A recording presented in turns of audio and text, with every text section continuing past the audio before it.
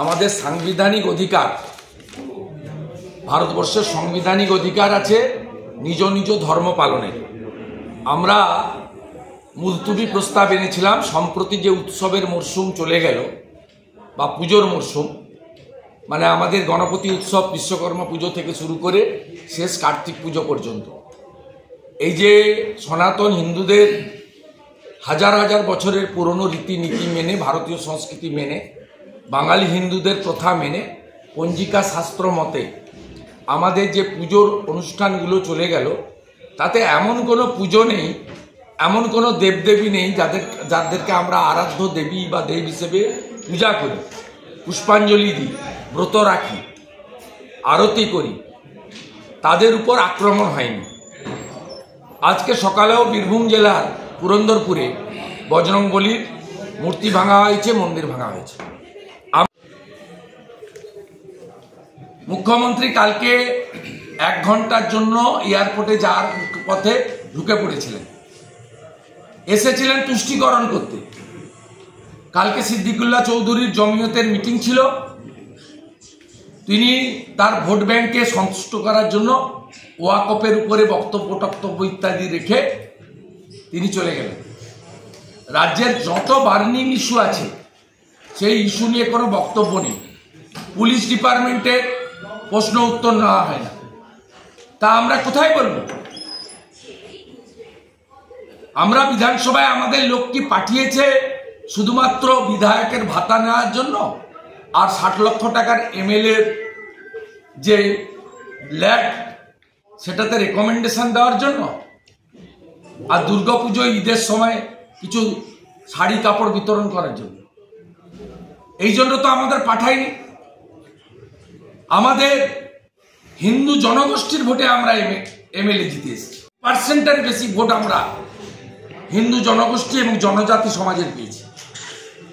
আমরা আমাদের যদি ধর্মাচরণের উপরে প্রোটেকশন না দিতে পারি, সেই কথা বিধানসভায় বলতে না পারি, পুলিশ ডিপার্টমেন্টের প্রশ্ন উত্তর হয় না। অধ্যক্ষ মহোদয় আজকেও তিনি তার এটা পড়তে না দিয়ে তিনি যে এই চেয়ারটাকে রাজনীতিকরণ করেছেন আবার প্রমাণ করলেন। এবং তিনি যে হিন্দুদের সংবিধান অনুযায়ী, হিন্দু কেন, সমস্ত ধর্মের মানুষের সংবিধান, যে ভারতবর্ষের মহান সংবিধান ধর্মাচরণের অধিকার দিয়েছে, সেটাকেও দাবিয়ে রাখতে চাইলেন। বললেন সংবিধান দিবসের 2 দিনে এটা আলোচনা হয়েছে। সম্পূর্ণ অসত্য এবং এটা এক প্রকার সংখ্যাগরিষ্ঠতার দম্ভ অহংকারের বহিঃপ্রকাশ। সংবিধান মেনে তো বিধানসভা, সংবিধানের ফ্রেমের উপরে আমাদের বক্তব্যে কোথাও কোনো রকম অন্য ধর্ম, অন্য সম্প্রদায়, রাজনৈতিক দল কাউকে আক্রমণের কোনো বক্তব্য ছিল না। আমাদের যে প্রস্তাব ছিল সেটাতে পড়ে দিচ্ছি আপনাদের। এই প্রস্তাবটুকুও পাঠ করতে দেননি। এখানে হিন্দু বিরোধী সরকার চলছে এবং দুর্ভাগ্যজনক হলেও সত্যি যে হিন্দুদের একটা বড় অংশ বিজেপিকে ভোট দিলেও এখনও একটা ভালো সংখ্যক অংশ তারা তৃণমূল কংগ্রেসকে সমর্থন করে। আমি সেই তৃণমূল কংগ্রেসকে ভোট দেওয়া হিন্দুদের কাছে প্রশ্ন করতে চাই যে কাদের আপনারা পাঠিয়েছেন।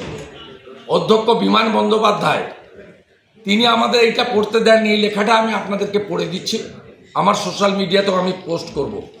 ভারতীয় সংবিধানে ধর্মের স্বাধীনতার অধিকারের কথা সুনির্দিষ্টভাবে বর্ণিত আছে।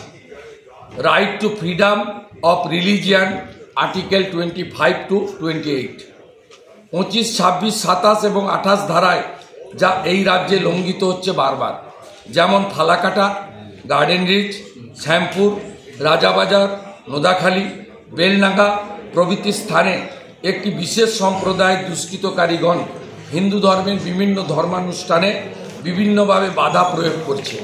সংবিধান বিরোধী এই ধরনের হানাহানি, অগ্নিসংযোগ, দেবদেবীর মূর্তি ভাঙা প্রভৃতি বন্ধ করার ক্ষেত্রে রাজ্য সরকার কোনোরূপ ব্যবস্থা গ্রহণে সম্পূর্ণরূপে ব্যর্থ। এই সভা সদনের সমস্ত কাজ মুলতুবি রেখে উক্ত বিষয়ে আলোচনার দাবি জানাচ্ছে। সিগনেটরি শুভেন্দু অধিকারী, শঙ্কর ঘোষ, মনোজ ওরাও, অশোক দিন্দা। বাংলা খবর, আপনার রাজনীতি, আপনার আওয়াজ।